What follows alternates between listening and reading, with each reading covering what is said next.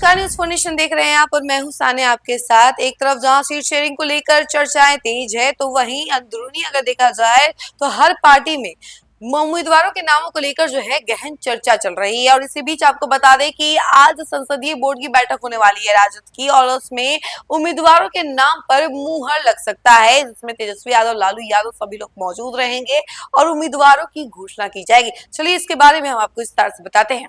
बिहार विधानसभा चुनाव का बिगुल बज गया है। 2 चरणों में मतदान होना है। पहले चरण का मतदान 6 नवंबर तो दूसरे चरण का मतदान 11 नवंबर को होगा। 14 नवंबर को मतगणना होगी। सबसे अहम बात यह है कि चुनावी घोषणा के 3 दिन बाद भी ना तो एनडीए में सीट बंटवारे की घोषणा की गई है, ना ही महागठबंधन में सीट शेयरिंग फाइनल हुई है।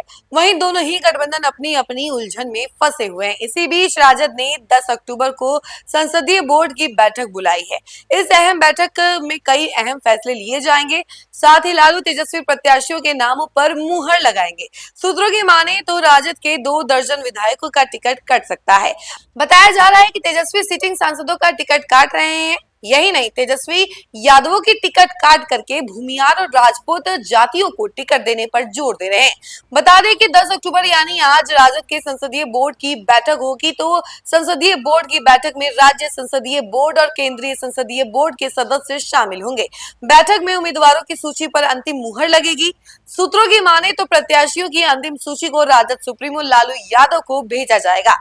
लालू यादव ही प्रत्याशियों के अधिकारी की घोषणा करेंगे।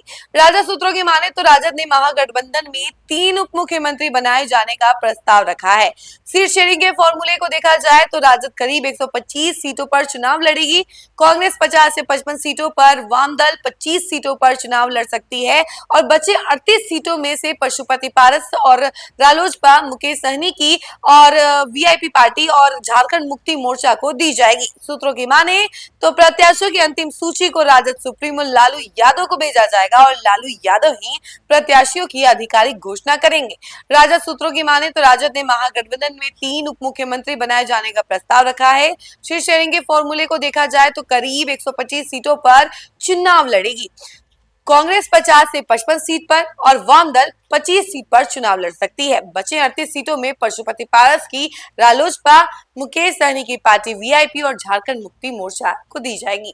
तो देखिए, ये सारी जानकारी जो है हम आपको बार बार इसलिए बता रहे हैं ताकि आपके माइंड में क्लियर रहे कि अभी भी सीट शेयरिंग के मुद्दे को लेकर चर्चाएं जारी है, उलझने साफ नजर आ रही है, यानी कि अभी तक कंक्लूजन नहीं निकला है। बैठक पे बैठक हो रही है और उसके बाद जो है आज अहम बैठक संसदीय बोर्ड की होने वाली है राजद की, जिसमें उम्मीदवारों की लिस्ट की घोषणा कर दी जाएगी और उसके ऊपर मुहर भी लग सकती है। जहां एक तरफ सीट शेयरिंग के मामले उलझे हुए हैं, तो वहीं दूसरी तरफ आरजेडी जो है अपनी अंदरूनी तरीके से उसने पूरा डिसाइड कर चुके हैं कि किस पार्टी को कितनी सीटें मिलनी है। और इसके अलावा मुकेश सहनी से भी कल बातचीत हुई उनकी, और मुकेश सहनी जब वहां से निकले तो काफी खुश नजर आ रहे हैं। उनकी जो तस्वीरें वायरल हो रही थी वो कुछ और ही बयां कर रही है। तो इसी बीच आपको बता दें कि आज बोर्ड में इन बातों को लेकर जो है चर्चाएं होंगी। इसके बाद ही आपको मुहर लगाई जाएगी कि उम्मीदवार कहां से चुनाव लड़ेंगे और कौन से उम्मीदवार को कहां का टिकट दिया जा रहा है।